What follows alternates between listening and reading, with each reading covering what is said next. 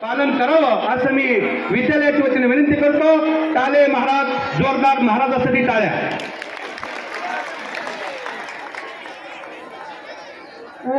Polio ही ताजो से जागता, polio ही ताजो से जागता, धन्य माता पिता तायाची, धन्य माता पिता तायाची, होळी कन्या पुत्र होती ते सात्विक, होळी कन्या पुत्र होती ते सात्विक।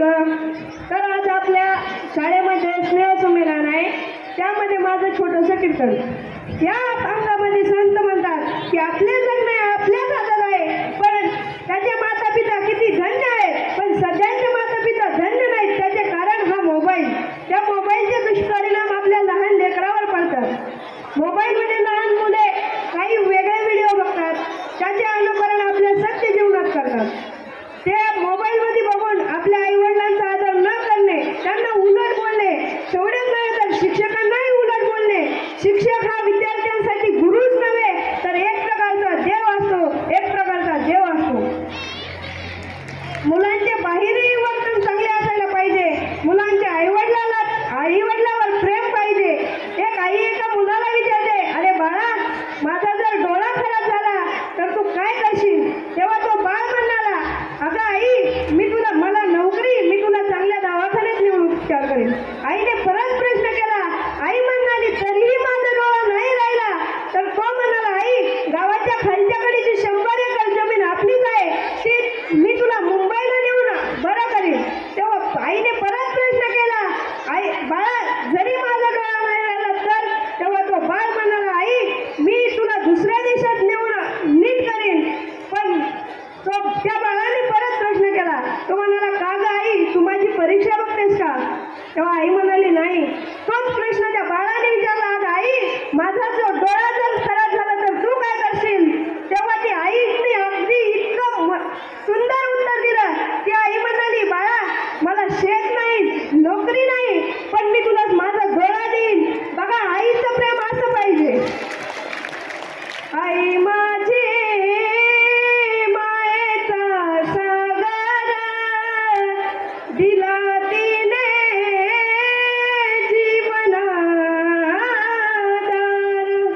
आई वडील माझे थोर, काय सांगू त्यांचे उपकार, जीवनाच्या वाटेवरती किती असतो त्यांचा आधार। आई माझी मायेचा सागर, दिला तिने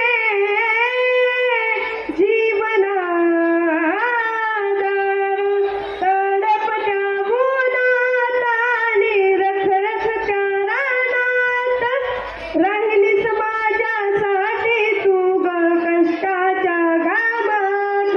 कधी मिळेल मुठभर घास, कधी घडेल तिला उपवास, ओल्या मातीतून चालताना उडविले काट्यांचे फास। आई माझी मायेचा सागर, दिला तिने जीवनाधार।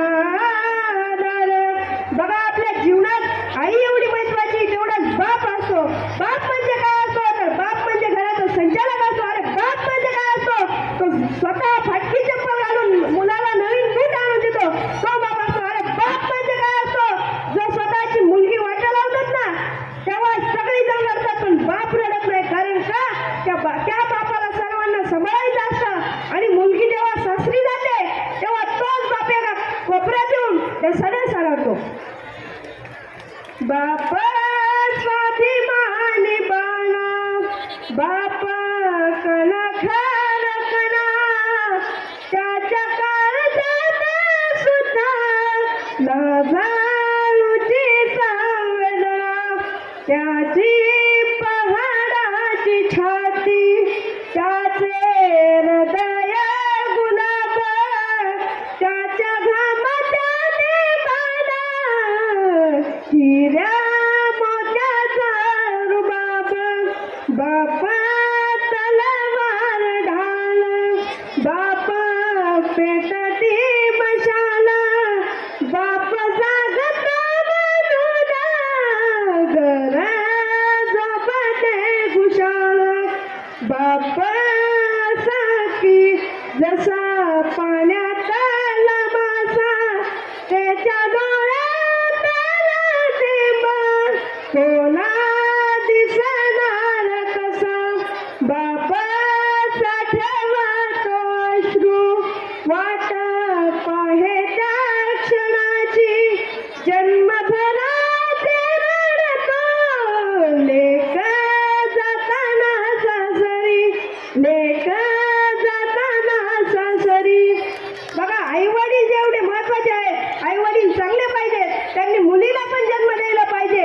एक मुलगी म्हणते, एका गीतात सांगतो, 9 महिने 9 दिवसाने झाली जग बघण्याची घाई, 9 महिने 9 दिवसाने झाली जग बघण्याची घाई, वंशाच्या दिव्या पायी नको पण ती विझवू आई, वंशाच्या दिव्या पायी नको पण ती विझवू आई, उद्या तुझ्या गर्भाची साथ होणार, मुलगी आहे म्हणीचा रे नाक मोडणार, माझी मुकल्या कानाना तुझी कुजबुज ऐकू ये,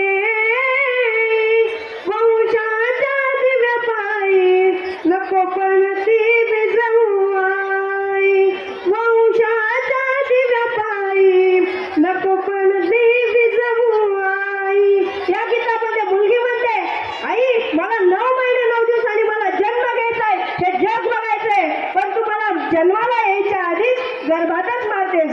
मुलगी जन्माला आली तरी तिचा बालविवाह करू नका, कारण की बालविवाह कायदेशीर गुन्हा असून त्याला तुरुंगवासाची सजा आहे. ती तुरुंगवासाची सजा भोगण्यापेक्षा मुलींचे वय 18 वर्ष झाले आणि मुलांचे वय 21 वर्ष झाले तरच बालविवाह करा, त्याशिवाय विवाह करू नका. धन्यवाद. हे कार्यक्रम इथंच थांबवतो. छान, जोरदार.